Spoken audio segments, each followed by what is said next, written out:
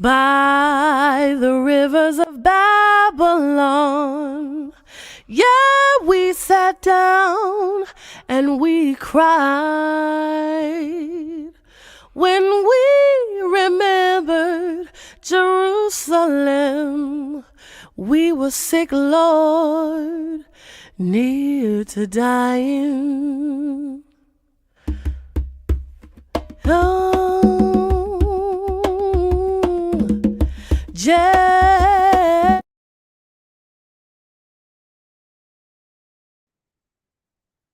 Shalom, shalom, family, and welcome to another Tanakh review. My name is Zurishaddai, one of the teachers of Congregation D.C.B, CHOKMAH, located in the Red Hook section of Brooklyn, New York, giving all honor, glory, and praise to the Most High, King of the universe, Yehudah for life, food, clothing, and shelter, knowledge, wisdom, and understanding. Thank you, the Most High God, for another day of life, and during this time and during this period of in this season of Purim that's upon us. So by the time you guys hear this, would have gone past. We thank the Most High God for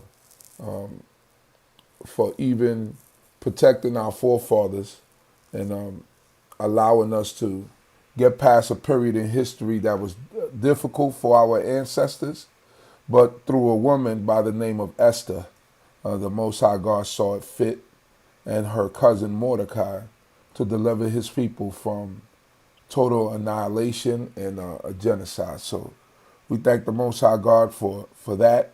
And we observe that season as our teachers taught us throughout the years. I know a lot of Israelite places don't observe it and don't keep it in mind, but the school that I come from, the lineage that I come from through BINAH King, that was always acknowledged and it was always celebrated, and so to everyone out there who acknowledges this period of time and looks at it as something important to observe, it's late, but good Purim, happy Purim to everyone out there. May the Most High God bless you. So today we will be moving straight along, and I'm going to pass it on to one of my teachers and one of my mentors. He probably is going to touch on Purim a little, but he's going to go into the actual portion that was set aside for last week's Sidra, which is Tetzaweh. How you doing, Nasik?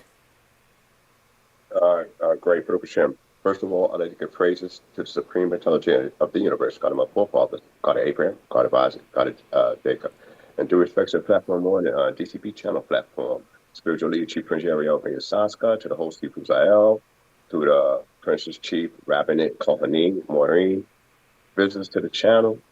I greet you all in the tongue of my forefathers, Shalom Aleichem, and my early Shabbat Shalom. And as Chief Uziel had already, enumerated by the time you see this here, Purim will have passed. So I hope you had an enjoyable Purim season, because it's very significant in our way of life. And I would just touch on a couple aspects without going to the actual story itself in reference to Purim. And I'd like to start off with Adonai Sabdadi Jacopi Yagiti Adeaka Olom on my lips, and I should declare the praise. Well, I'd like to address a question that J. Don had brought out. Also, a shout out to Chief Levi Ben Yehoshua, and also to his cousins, Chief Shamar, Chief Kazak, and the rest of the other families, because you make both of you and your cousins make your father look great as becoming somewhat strong teachers in your own right, so keeping the legacy alive. So I appreciate that every now and y'all tune into this video. So I don't take it for granted that that I'm sharing a whole lot of different insights with you. So I appreciate your participation from time to time, CNA. So and like I said, you're doing both of you, Chief Levi, and also Chief Shimon and the rest of the family from Chief Elizar and your cousins on that side, doing a great job. And keeping the legacy alive. So, with that being said, I'd like to address the question that J. Don had brought out about he's looking for the dualism of cherubim, because I know I made a statement that somebody said it might have been opposing because but the word that's used, that not so much the cherubim being in a dicton, but actually the number 2. And just if we could go back over the reference and do in Exodus the 25th chapter, the 18th verse, they use the word Shanaim, which is a dualism for the 2. And then later on, they use the word I think it was the 20 maybe 22nd verse, something like that. There, that same chapter, or 25th verse. Within that same chapter, they use the word Shanai. So hence, that's where the question come out of in that area. That if you say Shanaim up here, then it means you got a pair. If you say Shanai, then you have, identical. So just 2. All right. So that's where the discussions come at. Was it a male, female entity, whatever the case is, as far as reflected, as far as their faces. Not so much a dual being, because a dual being will be something that can produce in that sense. And I know you have different books, people read certain books about, angelic beings producing, seed. But basically, when we read about a dual being, that's actually created is mankind in that sense.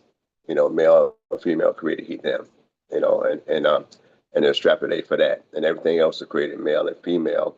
Though you have certain creatures that we know that can change their biological, sexual characteristics from one physical point to another physical point on some creatures.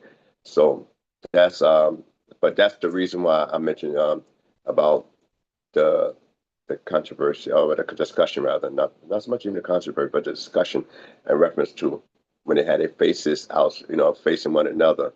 And why would they use it as a pair when we know it's actually 2 of them there?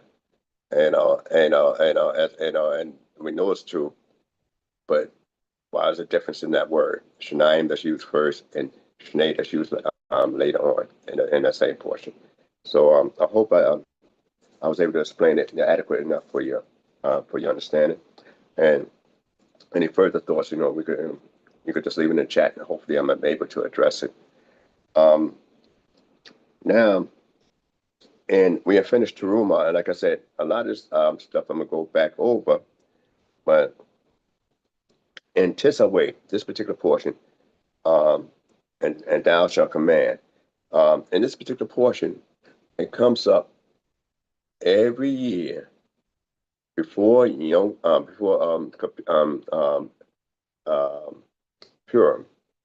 Purim, and it always comes up somewhere along the month of Adar.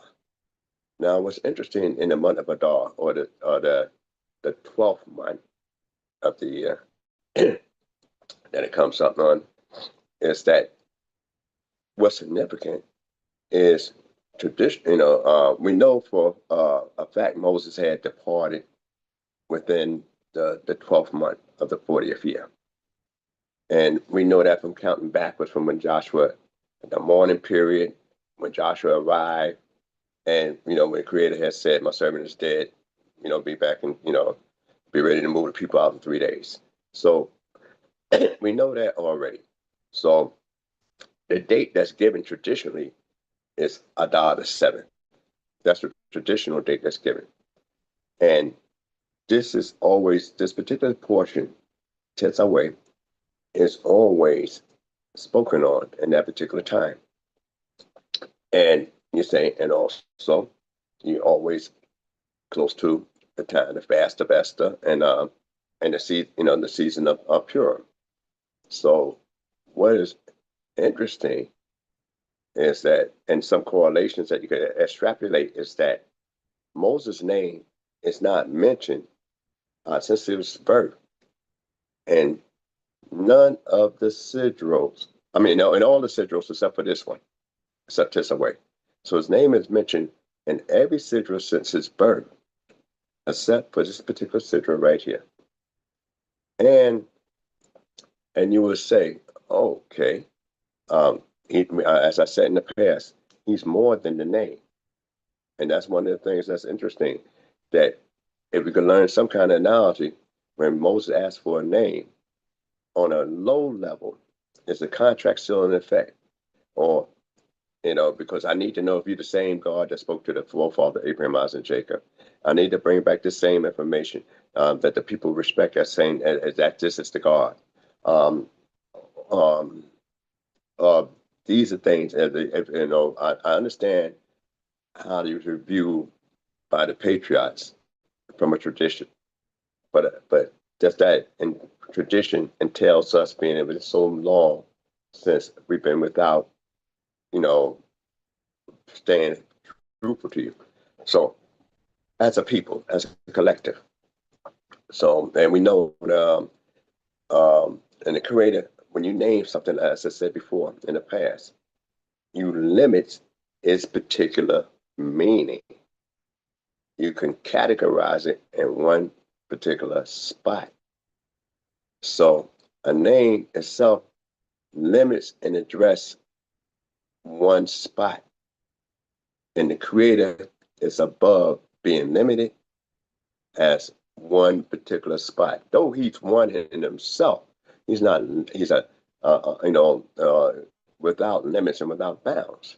So the name is, we know that when Jacob asked the name of this godlike being that he wrestled, when his name was changed, he used the term, my name is too wonderful. Even when Noah asked about the man's name, which we realized was an angel. And later on, Samson's parents' name being too wonderful. So now, when we have a name, it limits who we are and who we answer to, and that's what it is. So it singles us out.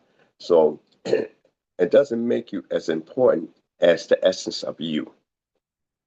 Now, another thing that's being brought in this particular sidra is that when we talk about and thou's command, it opens up different from normally in the Lord spoken to Moses, speak unto the children of saying, usually that's a normal style of the address that comes across. But in this particular case, it said, and you shall command, all right? So, let me just say where it starts from. The 27th chapter, the 20th verse in the Masoretic text. That's where this particular portion starts. So 27th chapter of Exodus, the 20th verse, and it continues all the way to the 30th chapter, and it ends at the 19th, at the 10th verse. So the 30th chapter, and it ends at the 10th verse. This particular portion with the altar incense. There's a lot of stuff that's in this book. I'm just going to highlight some of the things here, because everything I can speak on, is worth. We learn a lot of great lessons from it. So let's talk about the oil for the lamps. They're talking about Aaron and his sons becoming the priest, become the priesthood.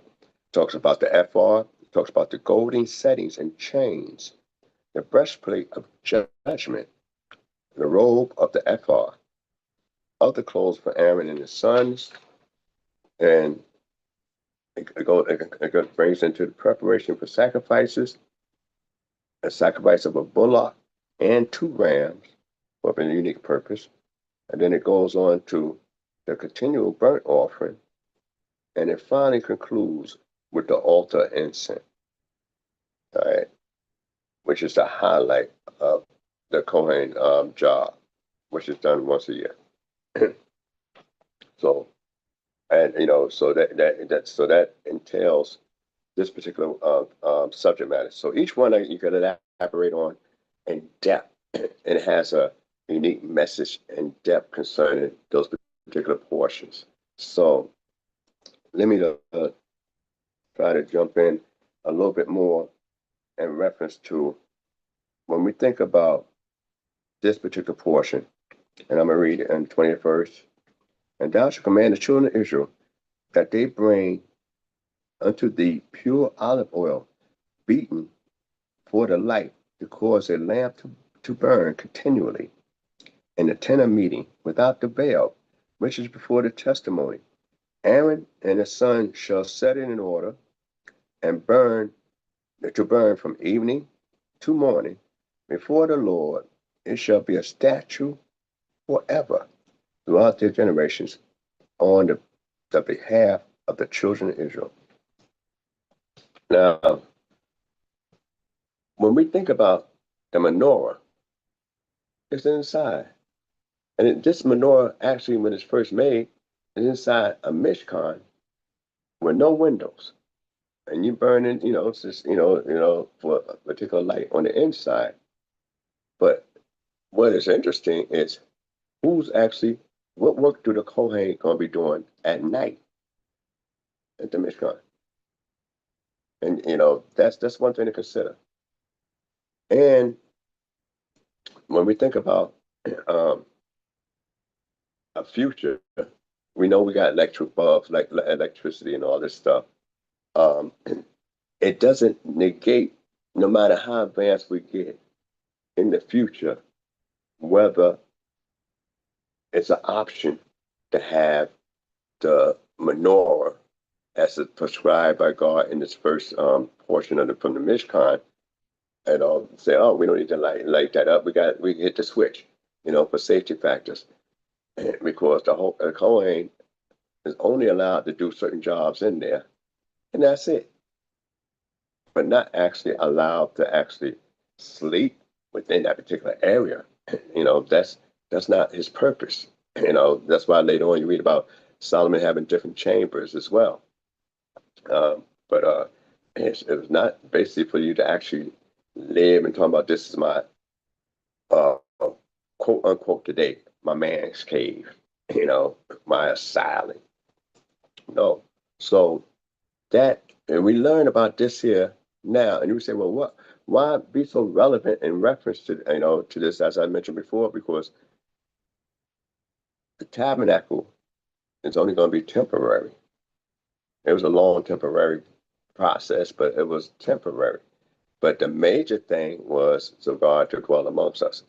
And now also what we learn here, because a lot of times we don't think about the chronological order when we just read about Terumah.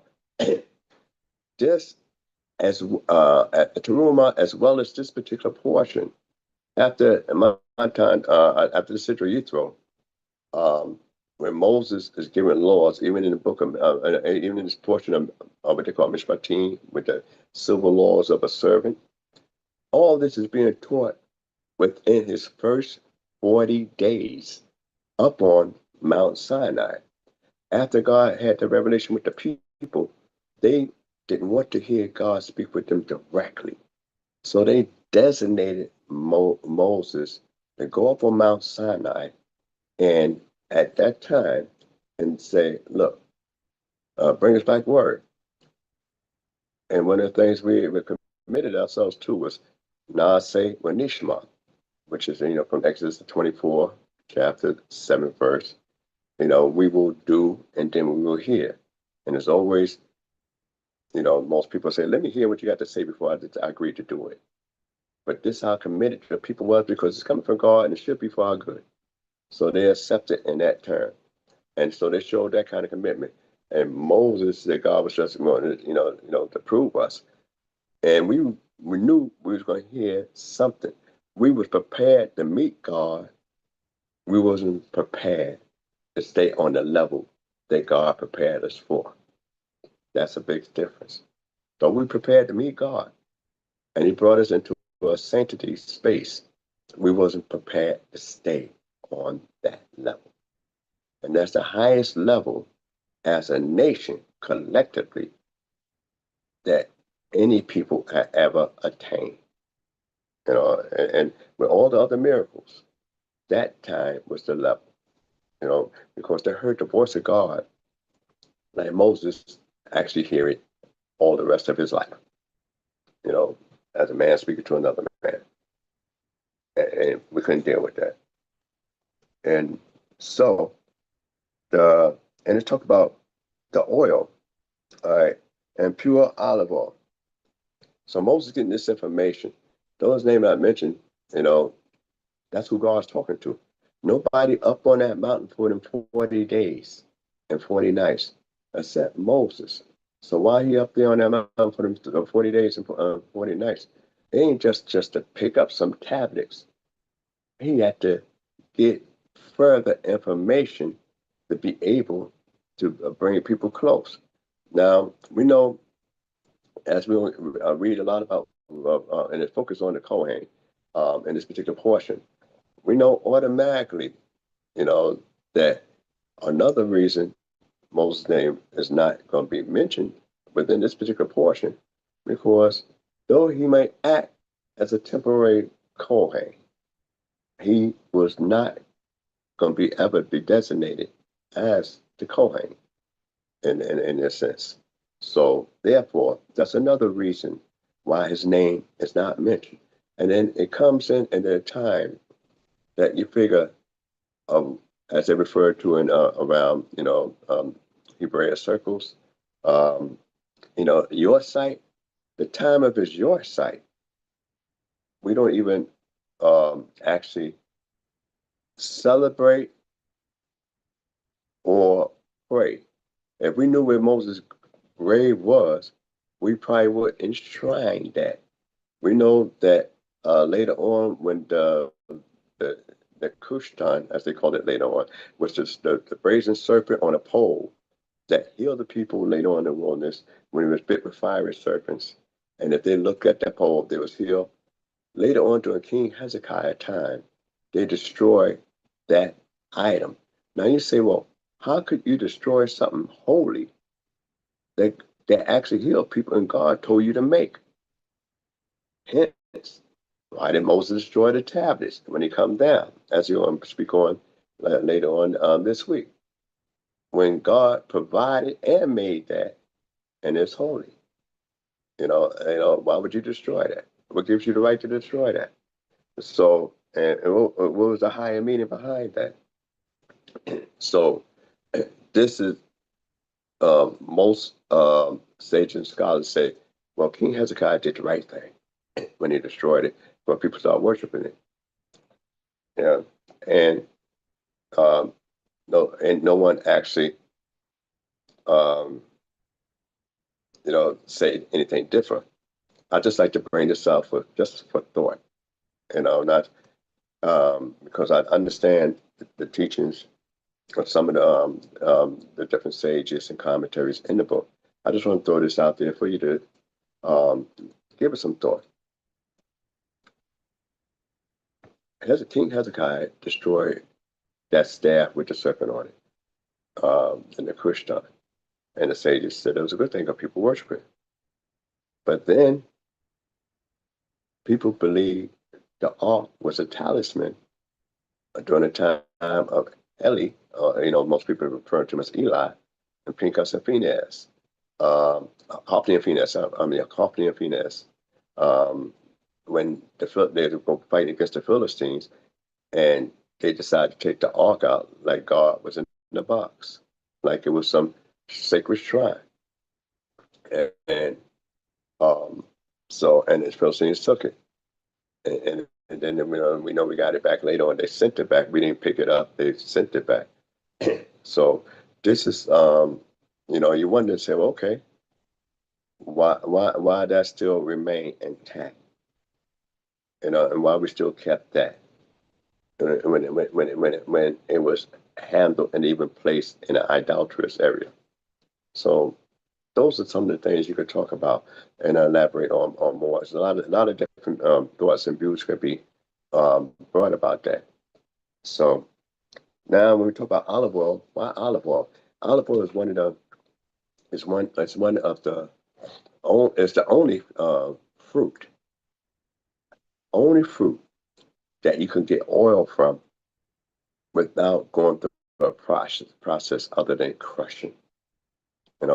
Crushing it. Every other fruit, you got to take it through a process of heating up and everything like that. But olive oil is the only fruit that you can get your oil from without no other manner, just squeezing it, crushing it down, beating it down. And yet the essence and the most greatest thing is extracted from that. So, and there's a lot of different things concerning certain fruits that's held on the highest esteem, like the grapes is a fruit, but we don't look at it as on a level when it's crushed in the wine. We think of it on a different level, on a different scale, where it's developing, and we have a different blessing in reference to that. A different blessing for a grape and a different blessing for wine that comes from grape. With the olive, it already has the same regular blessing, pretty much. So that's one of the things. And say, well, why we can't use crude oil? God said that's what He wants. And also the olive represents the nation of Israel, which I'm not going to go into now. I might speak more on it around the time of Hanukkah, during the period of the Hasmonean rebellion. So that's one of the things about olive oil here. And then now it goes and let you know that at this time, which is interesting, is that God, the Creator, is called by name Aaron and his sons. And this is before the sin of the Agel, before the sin of the golden calf, before they made the calf. Remember, Moses, I got to constantly remind that Moses up on the mountain getting this information. And in time, where time seemed to stand still for him, where for us, 40 days is like, the clock is still ticking. Moses didn't eat, drink, sleep, or got tired for that period of time. And he tells you later on in Deuteronomy, he had came down after God had got through talking to him. So he didn't say, look, I got to go. So it's interesting that in that first 40 days, that all this going through with time seemed that didn't affect Moses at all. And God is imparting to Moses all his will concerning how to be a holy people and how to serve him. So this so when we think of the book, we got to think of what's going on at the time historically. And then and talking about Aaron's sons. So now if we talk about these particular people, in the 28th verse, and it says, and bring thou near unto thee Aaron thy brother, and his sons with him, from among the children of Israel, that they may minister unto me in the priest's office, even Aaron, Nadab, Abihu, Eleazar, and Ithamar, Aaron's sons. Now, I just said it was Aaron's sons, but created names them. These are the ones that minister, in the priesthood. All right, so now, every firstborn of a household was considered priest. You read earlier that they talk about the priest was there, So now, all right, because these going to be selected as a particular priest, would it negate the rest of the nation from being priests? When it said if we kept his law, we'd be a kingdom of priests. So now you got to have somebody in a certain hierarchy in anything. But why, and that this is before that the nation of Israel allowed the golden calf to be built. Moses still on the mountain. This information still coming from the Creator. The Creator already know the end of everything before it exists. So if you know the end of everything before it exists, this information is still, key to think about. That we had the opportunity, whereas as people are going to elaborate next week, that only the tribe of Levi was chosen and separated because of the sin of the golden calf, and that knocked out a lot of other people, and it works towards the Mishkan, towards the tabernacle, and locked them out. And that issue still became an issue later on, but that's another time frame to speak on. But this interesting when we look at that and what's going on here on the mount. And it goes on to say, the second verse of the 28th chapter, and thou shalt make holy garments for Aaron thy brother, for splendor and for beauty, and thou shalt speak unto all that are wise hearted, whom I have filled with the spirit of wisdom, that they make Aaron's garments to sanctify him, and that he may minister unto me in the priest's office. All right. So now, you're going to read about, other people going to have to be involved and make this garment. Aaron is, this is the first time now, before we talk about the priestly garments, we really don't know what style of clothes everybody else was wearing. We know we took some Egyptian garments, but what was the style at the time? And was that the fashion statement for Israel? Today, we got, people that might, like say from the group I'm from, we might try to dress a little bit in between straight out Eastern, from the stream of Eastern to Eastern conservative. And then you have those people that just dress in basically a European style of conservatism, which was basically like the suit to tie, and a little keep on. That's what other people might dress. So we have a diversity address amongst the Israelite community now. But when it comes to a person that's handling a service, then the Creator is saying that this particular guy got to be dressed the way I want him to be dressed.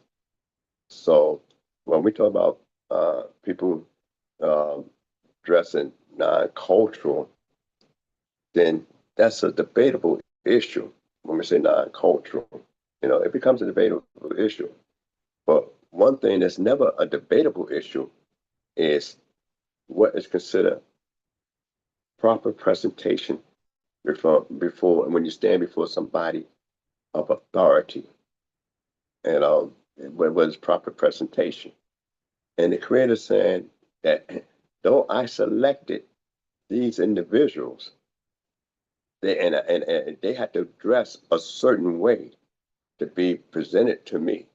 You would say, well, it's my heart, not my clothes. No, the Creator is more about not just your heart. You're going to have to show me, you have to dress the part as well. And you notice it says for beauty and splendor. All right, so you got to look good. You got to look good. You got to look good to worship to serve the Creator. You can't look bad. You can't look like you was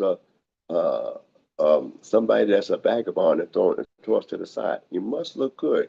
So, though the man makes the clothes, but the Creator said this is why you're making it, so that the individual could be before Him in beauty and splendor and beauty. All right, and that's what it said. And thou shalt speak unto all the wise hearted, and he filled them with wisdom. That means they was already wise, but they had to be filled with a certain type of wisdom to do the work. all these people going to have to understand clearly what Moses explained to them without seeing a blueprint or a copy. So this is unique, and I'm just going to rush through this a little bit more. I want to focus on a couple other points within this here, though I won't be able to touch on everything, but I'm going to just bring out some thoughts and other points that I find very interesting in this particular portion. But without those garments, he can't minister in the priest's office. So that means this is like a badge, a pass for him to operate. He become, we know later on, a priest is born, but a priest can't work unless he got his uniform on. Ain't that something? And he got to work with certain uniforms for certain things, and then he got to outfit himself another way for other things in the service of the Creator. So, ain't that something? You're born a priest, but you're not allowed to work as a priest unless you dress as a priest. That is really something, you know. But but that's another story that you could talk about with your teachers. And it goes on to say, and that's while I'm speaking on that topic, with the book club, I'll be speaking on, dealing with. We mostly be reading the book of Ezekiel. Ezekiel is a priest. We know that. Jeremiah is a priest. We know that. But he's operating, both of them are operating as a prophet. Though they biologically are priests. Jeanette, by birth, they are priests. But they're not operating or officiating as a priest. They're officiating in the office of prophecy at the time. And so, and those that study, and especially the book of Ezekiel, when the way the things that you got to undergo and the things that Jeremiah had to undergo, that would really be an unpriestly thing in that sense, where they are exposed to those areas there. So though they biologically are priests, they're not operating as a priest. Now I'm not trying to throw any throw any stones at anybody that's refer to themselves as a Kohen, because Jewish people they always say this guy's out the line, they're Kohen, this guy's out the line of Levi. That's what they say. I can't prove or disprove what they say they are, but the way they function, that I can speak on. What they're able to do and function, that I can speak on. Without the outfits they got, the operate in that office, that I can speak on. So I'm just one, and education is true liberation. That we used to say in BINAH. So we all got to be educated about our way of life and know our roles. So as we go forward, it says, and these are the garments which they shall make: a breastplate, an ephod, a robe, a tunic, a checkered work, a mitre, and a girdle. And they shall make holy garments for Aaron thy brother. And they shall make holy garments for Aaron thy brother and his sons, that he may minister unto me in the priest's office. And they shall take the gold and the blue and the purple and the scarlet and fine linen. And they shall. So now, these are the items that's going to be used so far in making of the garment. Now we know the metals that's mentioned in the Torah is gold, silver, and copper. That's what's used in the Torah. The only metal that's going to be used in making the garment will be gold thread. That's the only metal. No silver thread, no copper, only gold thread. That's going to be used in making up the garment. So that's really something important, to consider. And it goes on to say, and they shall make the ephod of gold, of blue, and purple, scarlet, and fine twined linen, the works of the skillful workman. It shall have 2 shoulder pieces joined to the 2 ends, there that it may be joined together, and the skillfully woven band which is upon it, wherewith to gird it on it, shall be like the works thereof, and of the same piece of gold, of blue, and purple, and scarlet, and fine twined linen. And thou shalt take 2 onyx stones, and grave on them the name of the children of Israel, 6 of their names on the one stone, and the name of the 6 that remain on the other stone, according to their birth. All right, now I want to stop there before I go into the 11th verse. Talk about the ephod, but talk about the shoham. The shoham is translated, as an onyx stone. As we're going to get into the other stones just mentioned in this particular thing for the actual ephod.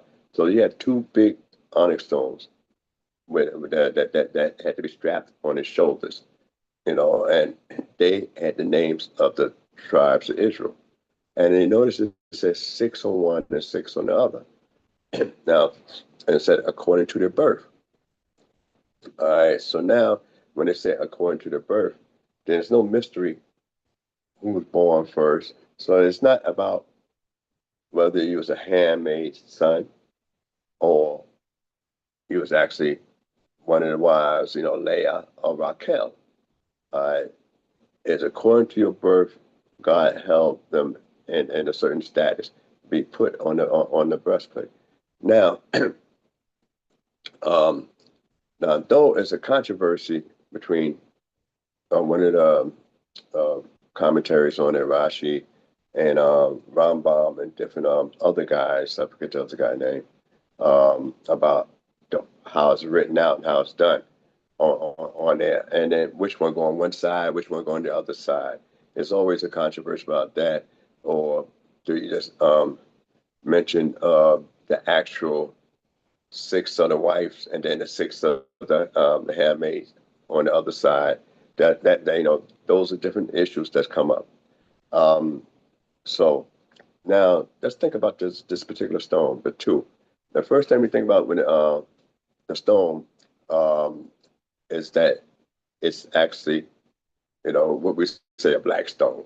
Onyx stone is basically a black stone, as we know it today. Now, the shoham itself, we think about 2 stones, we relate right away. The first thing jump in your mind is about the actual, luchot, all right? The tablets that God had wrote on, that was handed to Moses. We think about that particular area there. And, and when we get to the ephod itself, it focuses on different aspects of actual, when we get into the stone, it focuses on different aspects of the actual tribe, and it represents one tribe. We know the tribe of Joseph. If we look at it and we enumerate it, properly and recognize it as an onyx stone, that's the tribe that Joseph is represented on. That's the stone that's supposed to be in the actual breastplate of the Kohen, Kohen, I should say. For he had a stone for each tribe. And so now, why this here shoham that's referred to in the Hebrew, which is the onyx stone. That sits on these two black stones. Why that had to be black, and why it would be reflecting that of the particular tribe of Yosef. That's one thing to think about, and you might want to discuss further. And one of the things is that the order of the names. All right, the order of the names is another according to their birth. So there we go. Reuben on one side, Simeon directly on the opposite side, because you're going to have 6 names according to their birth, but which way you will write it down. And then also, some of the things that could discuss further is that why that will remind you of the commandments itself. So let me just try to share some insight, the best I can at this particular time, and brief. That you have these 2 stones with the names of the children of Israel according to their birth. And if you do with 6, we know just the 6, let's go with the regular 6. Reuben, Reuben, Simeon, Levi, Judah, and then we got after Judah, Dan, Dan and Naphtali. All right. So you got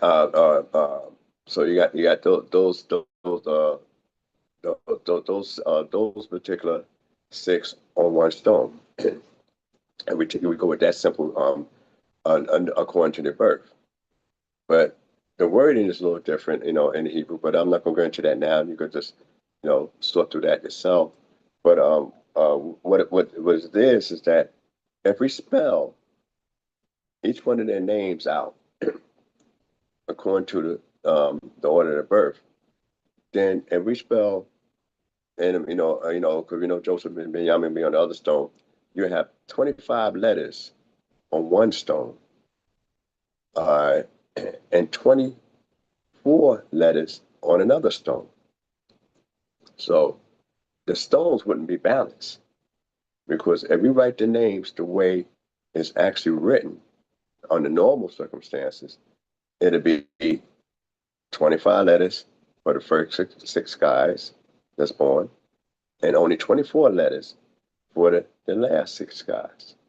So that would never be a balance. So the balance would be brought together when those would go back into Genesis, the 35th chapter, I believe somewhere along the 18th verse or whatever. When Benjamin is born, when Raquel gave birth, she gave birth to a last son before she died. She called his name Ben-Oni, which means son of my affliction.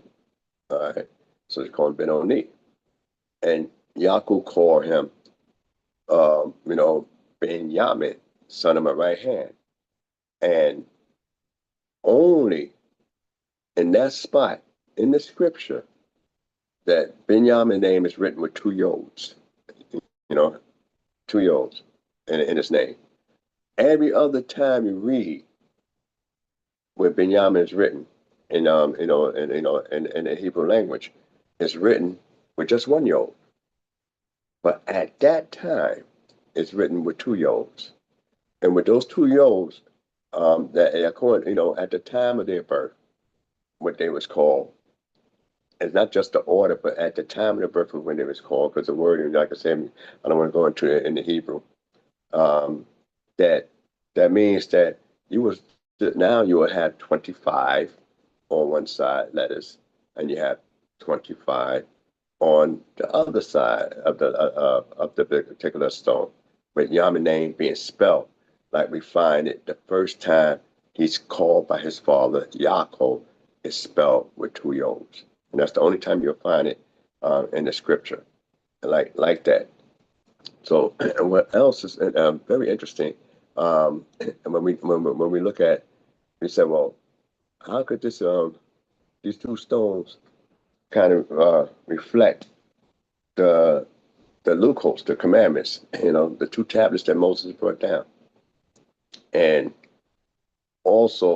it also we say Yosef, but we know that when we put the names of the stones, we're not putting Ephraim and Manasseh. Just like when we put the stones for each tribe, we're not putting Ephraim and Manasseh, and leaving Levi out, the tribe of Levi out. That you actually put down Levi's name on there and Joseph's name on there, but Ephraim and Manasseh is not written on that particular stone. When we get to the actual portion dealing with the stones on the actual ephod with the breastplate itself, then you don't have Ephraim and Manasseh. You have the tribe of Joseph on there, and you have the tribe of Levi on there. So the Kohen is carrying also a stone for his particular tribe, the tribe of Levi. So now, when we look at that and say, okay, what happens with the reconstruction of the tribe later as Ephraim and Manasseh, who inherits within the land, the double portion. And what we find there is that you have the stone being black. Ephraim and Manasseh is the first time that you had no sibling rivalry between the two.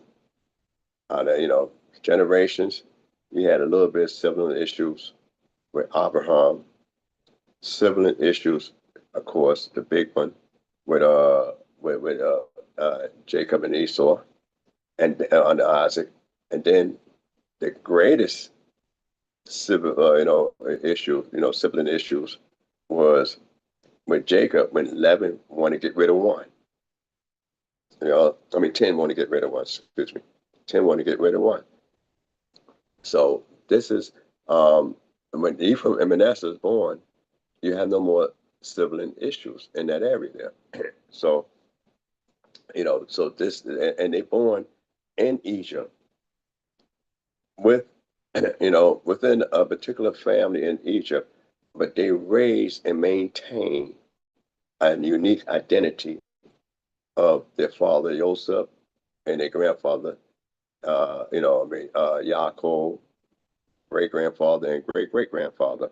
So they identify and related to their father's side of the family, and as far as culture, where though they raised up in an Egyptian, in Egypt representing a dark place. They raised up in a dark place, but they kept the light of their ancestors from their father's side alive in their hearts. So that's why sometimes they would say that it represents Ephraim and Manasseh with those two particular stones that rested on the shoulders, where you have brothers on one side and brothers on the other side, but yet no sibling rivalry. So that's some of the things, I'm working on a whole lot of other thoughts in that area, and you could talk about it and discuss it further with your various teachers. And another thing that's unique, the word Shoham itself, and I said it will reflect the actual Lucos, the Ten Commandments, tablets. And so what's unique, and different guys have did this work. I just happened to read about it, from some time ago. So every now and then I can remember and bring up certain things that I had studied a while back. Is that the Shohan itself, Shin, Hey, Mem. All right, that's the stone that rests on the shoulders. In Hebrew, the letter is Shem, Hey, and Mem.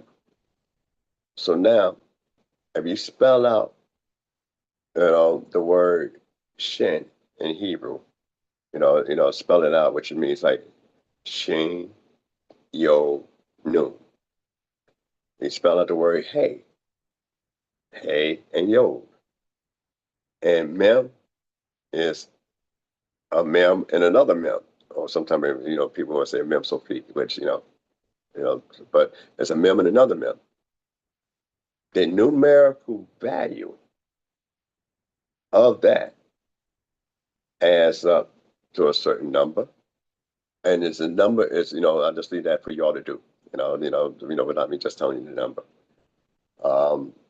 And when you get the word Haluko, All right, when you use the word halukot, and which is for the tablets or the stone tablets, and you take the same numbers or the letters and use the gematria, which is the the Hebrew form of using numbers, because our letters are like numbers.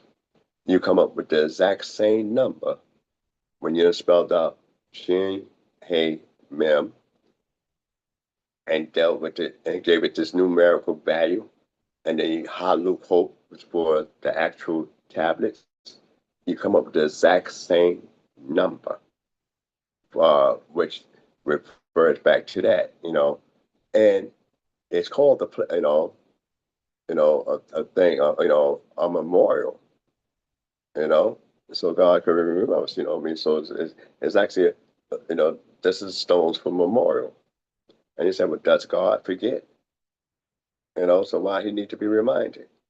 So those are some things you might want to talk about with your various teachers in that particular area there when talking about the stones of memorial. But I'm showing you how they relates back to the tablets itself. And what is interesting, he carries them on his shoulders, the weight of the people on his shoulders, because the Kohen don't represent God for us. He represents the people, which is us, and presenting our objectives to the Creator.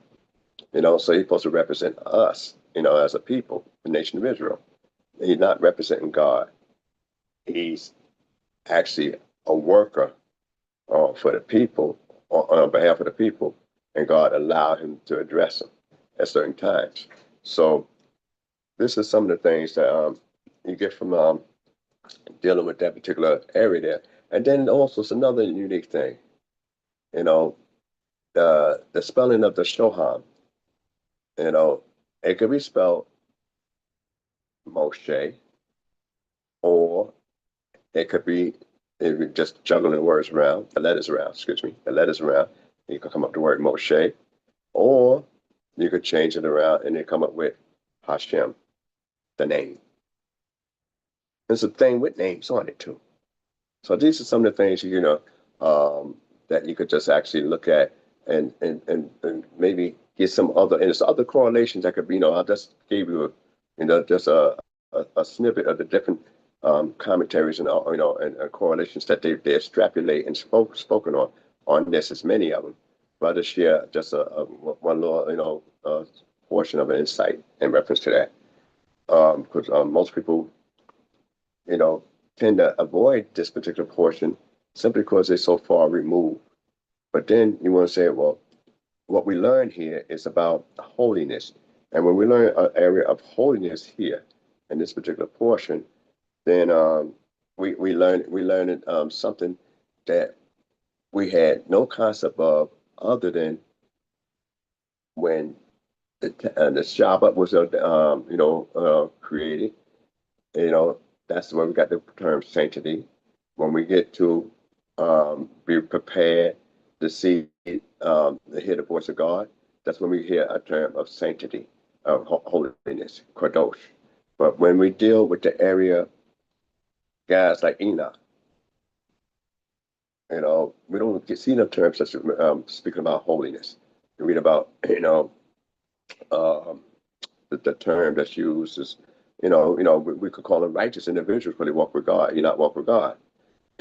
We get all the accolades of Noah, more than any other man. You hear them different accolades, and none of the accolades that's mentioned is describe him as holy.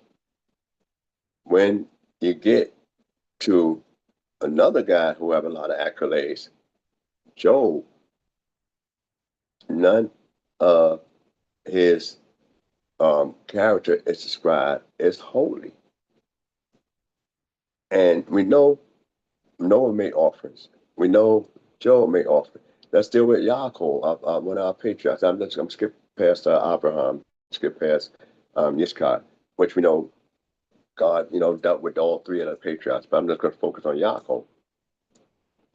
After the matter of Shechem, you know, and then it was headed up to go to Bethel. Um, so what Jacob did was he purified his children. Told them to get rid of all those strange gods and take the earrings that's in their ears, whatever emblem they might have had. So he said, but what are these strange gods? And it must be the spoils, gold, silver, value, whatever the case is.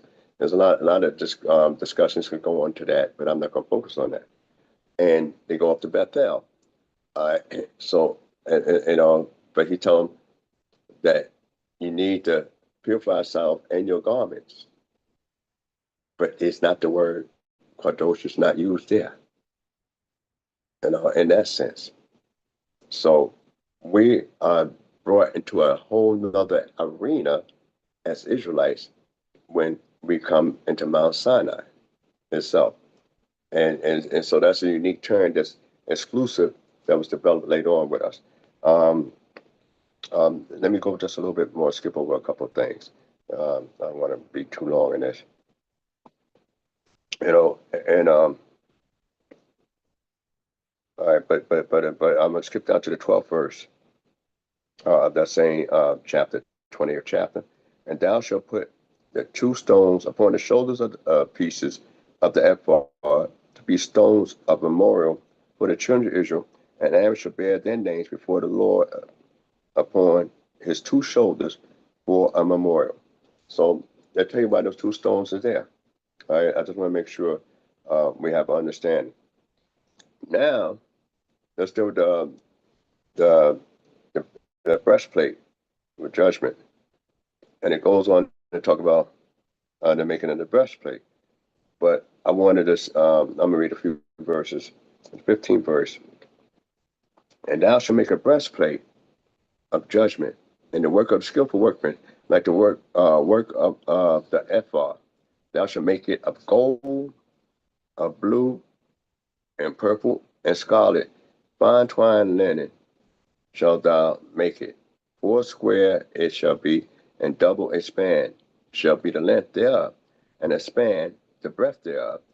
And thou shalt set in it settings of stones, 4 rolls of stone, a roll, and then it goes to give you the type of stones, 4 rolls of stones, and it's talking about a roll of, and they tell you these different things: cornelia, topaz, and smaragd, and shall be the first roll, and the second row, carbuncle, sapphire, and an emerald, and the third row, a jacinth, and agate, and an amethyst, and the fourth row, a beryl, and an onyx, and a jasper. They shall be enclosed in gold in their settings, and the stones shall be according to the names of the children of Israel, 12, according to their names, like the engraving of a signet, every one according to his name. They shall be for the 12 tribes. All right. So now, another area, difference. All right. We assume, for the most part, according to the birth, which way it goes. The stones, no one really know what the names are, because various books have, and I had the pleasure of being around Chief Prince Hezekiah's congregation, Sherei Shemayim, and no one really knows the names of, he brought that out within his dissertation, and but what they do say traditionally, and it's from oral tradition and stuff like that, that is more so not the names of the stones, because the names might change from various places, just like languages call something a little different, and they're the same item but different in their language, because we have a slight different emphasis. And I just give you a point in case. When we say Beit Knesset, and a house for gathering, then or a Knesset, a house of gathering, or an assembly, or today it's used as parliament, right, in Israel. Synagogue, right, is a place of assembly, synagogue itself, and then church is a gathering. So, they all focus on one point, but they all have a slight different meaning in the language that's used, the Hebrew, the Greek, and the Latin. So when we think of these different stones that's here, everyone know what they mean, what pointing to. They all of them point to a particular item. They agree on this item, but how they see it and view it is different. All right. So a lot of times they would say it's the color of the stone that matter. And according to some traditions, they say that the actual stones that's on there, those 12 stones that's on there, and they smaller, and they had to be set in a setting, like a jeweler's setting. Those stones itself were actually, according to the color, related to the standard bearers of each and every individual tribe. So each tribe had their own flag or banner and sign. So, but they had a unique color between each and every tribe. So this would one of the views that dominating views that they say, because some things we could recognize, and then the order is given different in other books, so we couldn't agree on it. And they, in the institute that try to make the priestly garments and the ephod, a couple of people work on it, making a replica of an ephod. And from my understanding, just to come up with that took them basically about 10 years to come up and agree with which stones to be used. Now, I don't know, I didn't do much research in that area myself, but that they have a replica of a menorah and different artifacts that they made being prepared for the third and final temple to be built. And so they had people studying the priesthood and stuff like that, those that say they out that particular line, or whatever the case is, remain to be seen. Those areas there, they have the actual ephod and everything like that. So they came up, because they had a lot of debate and discussion on it, and they came up with what stones are going to actually be used. So I really don't know what's the order that they have and what the actual stones they have, but I know it'll be colors that's involved and stuff like that. And the stones is not necessarily about the intrinsic value. Like some people might have an amethyst and some people might have a diamond. Some people might have an emerald, and some people might have a jade or topaz, and or onyx stone, So somebody else, sapphire. So the thing is that, or garnet, whatever the case is, but it's not the actual value, that's intrinsic on there, because they all are put in the same setting, a setting, with of gold. So what it is the value that what the tribe is and what it supposed to reflect on the tribe. So they figure, comments says according to the color. So that's what I want to stick with there. Of course, we have very little to go on, and but it says it's a breastplate of judgment. It said breastplate of judgment, and I'm gonna skip on down just a little bit, and and uh. And it just got to be fastened to it. So I'm going to skip down to the 29th verse of the same 28th chapter.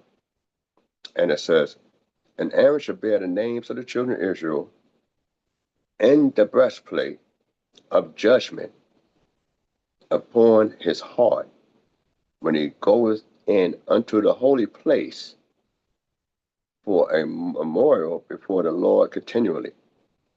All right, before I get to, get to the 30th verse of the same 20th chapter,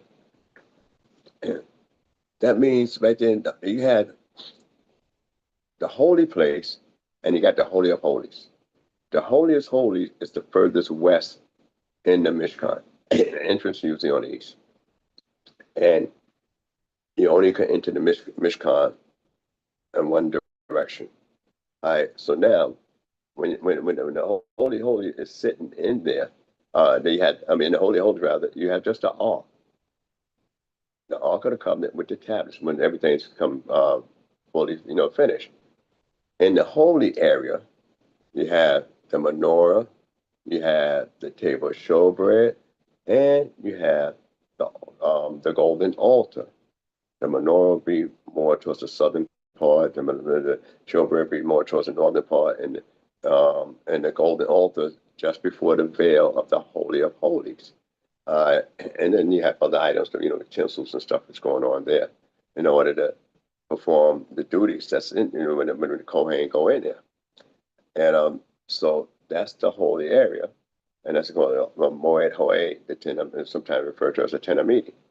Outside, you had a little courtyard, and it had petitions on the outside. But then the outside, one of the main altars is the brass or the copper altar, and so that would be on the outside of the Mishkan. Plus, you have basins for the priest to wash, and you have to wear certain clothes. You have to change and function in his clothes. But the thing is that you carrying something over your heart, a judgment. And each one of those 8 article clothes, because the Kohen, Gadol, the high priest himself, wear 8 articles of clothing.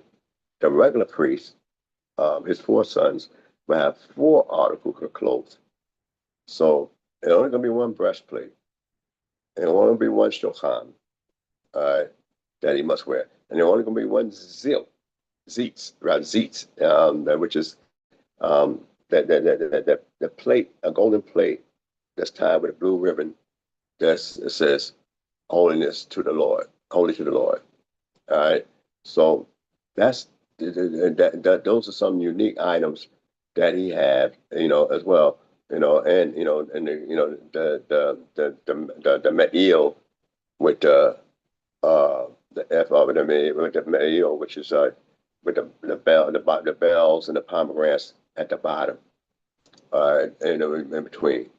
So when it comes to dress, the Kohen Gadol, all the Kohens, pretty much, but the Kohen I've just spoken on the Kohen Gadol, but all the Kohens in this respect are dressed from head to ankle, no shoes, barefooted, from head to ankle.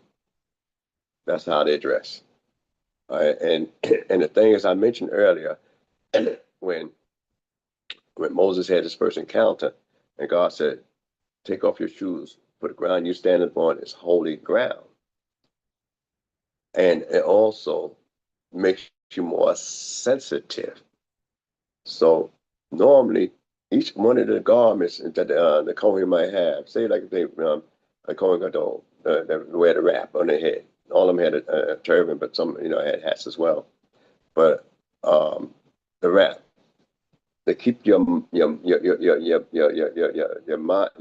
knowledge. You won't be arrogant with your knowledge.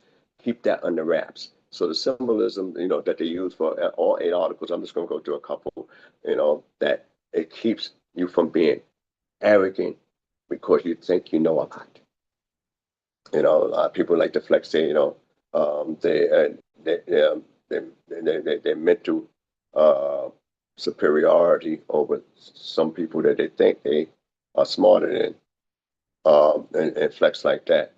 So that's keep that under bind, and then also the breastplate on the heart, to make sure that you don't,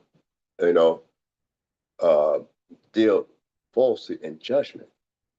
You got to have a feeling for the people that you judge. If anything, you got to, it says, do justly, love mercy, and walk humbly before your God. So you got to have that kind of thing. So this is fastened to his heart where it don't bounce off, and like my chain might do like this here every now and then. It's tied on as a reminder what these things are for. We know it's always a different controversy about what is Urim and Thummim, and and all that, the lights of perfection, the lights, this, that goes continually. That's within it, but that's another story. I don't want to focus on that at this particular time. But when we think about all those different areas there, every item that the Kohen wear is a reminder to keep him humble, not to be, think of himself above the people that he served. And this is one of the areas that the more exalted one is, the more humble one should remain. Now, I'm gonna stop right there in this area. That's one to share some other areas too. But people continue to read. There's a lot more I could talk on. Well, I think I just touched on one more thing, one more little thing. I'm gonna skip one down about one of the 29th chapter, but and speak about when they consecrate the priest. I just want to speak on that, in that area. I'm going to concentrate on that just a little within a little time. Is that when when Aaron and his sons were being consecrated, not only consecrated in oil, but consecrated in blood, and it's the blood of the ram, one of the rams, in the consecration. That they take the blood off from the ram, besides some that's sprinkled at the altar, dash against the altar. When the blood from the ram, they anoint Aaron's right ear, right thumb, and his right toe. And you say, well, wouldn't that be a little off-sided? Why just the right ear, right thumb, and the right toe? And there's a lot of symbolism behind those particular areas about the right ear, the right thumb, and the right toe. And one of the things is that you get a lot more perception with your ear, and we're told to listen a lot. So you get that kind of perception. So the ears then constantly seek to be aligned, and it's talking about an alignment. And usually it's in the right side as opposed to the left side. That's another area, but I'm not going to focus on that now. But it's another area opposed to right and left. But what's interesting is that this right side, that's the ear, and everything is on the right side, is to make sure they be in tune and aligned to hear God. Your thumb gives more support to your hand and allows it to do a lot. That's one of the greatest operations of us, is to have a thumb that's flexible and operate, because it strengthens the hand. Not only it strengthens the hand, it allows the dexterity of the hand to be a lot better when you have an operating thumb. All right. So therefore, when he put forth his hands, to do the service, he got to be mindful to be skillfully putting his hands to do those things that's laudable before the Creator, and with his hands itself, and not have the fists of malice, but have the hand of caring, so, and also to be able to receive those things which God will have him to receive. Also, the great toe. The great toe, it helps with your balance, flexibility, and within that. So therefore, it would constantly make him sensitive to balance and keeping himself erect when he moving before God and man.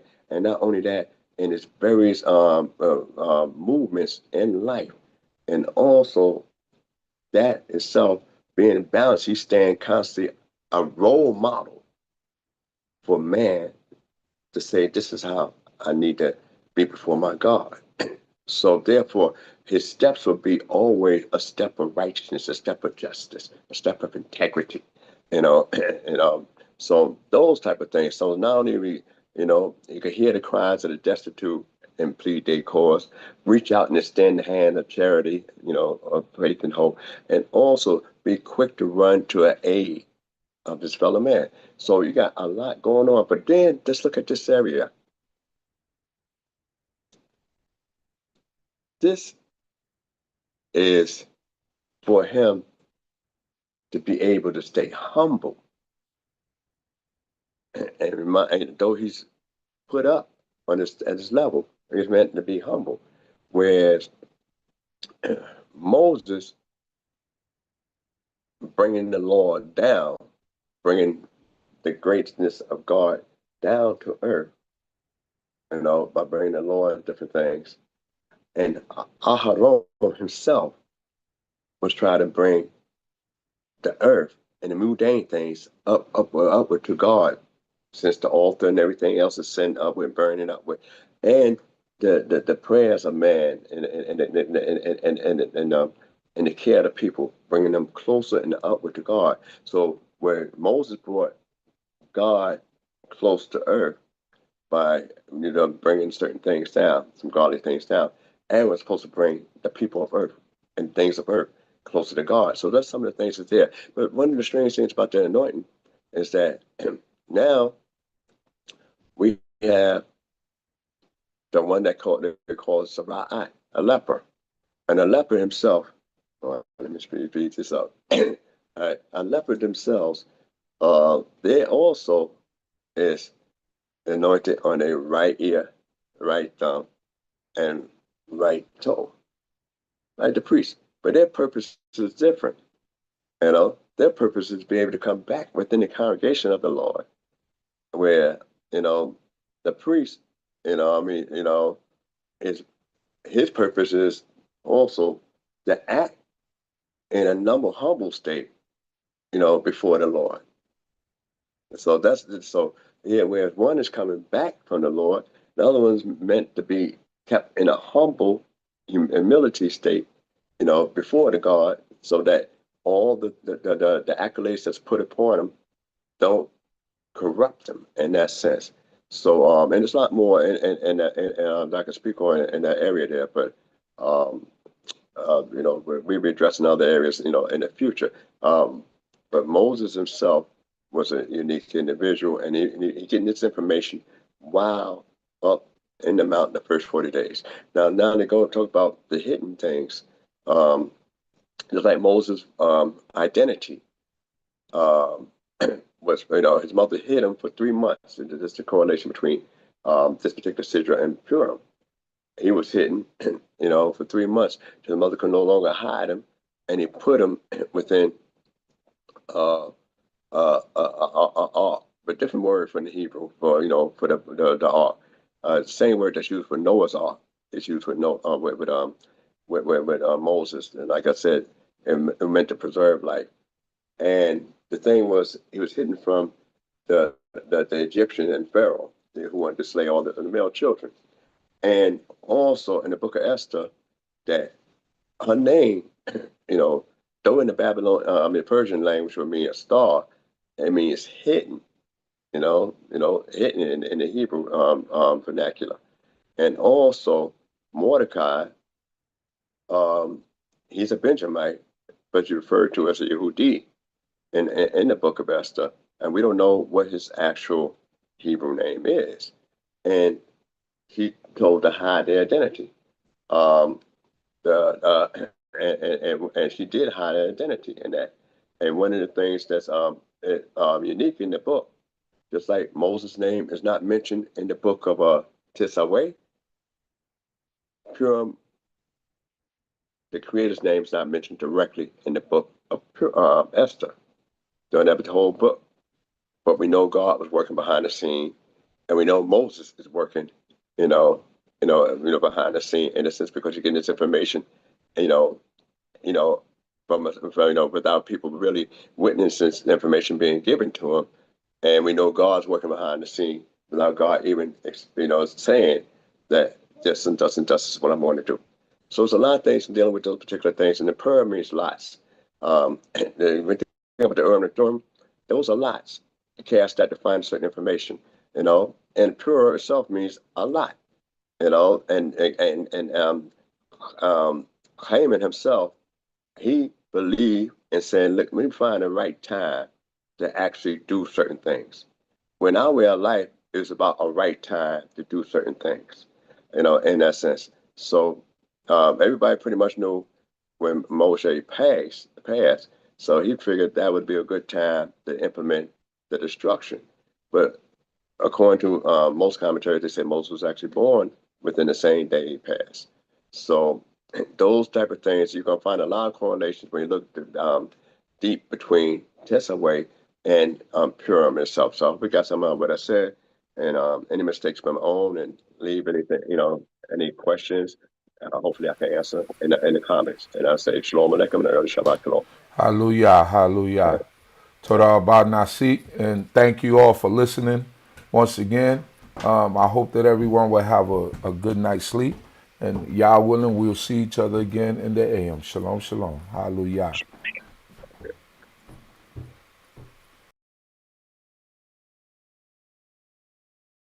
Let's get knowledge, wisdom, understanding. We'll do our standing. All praises to the Most High, His laws and commandments. The hot CHOKMAH BINAH here to push it through your speakers.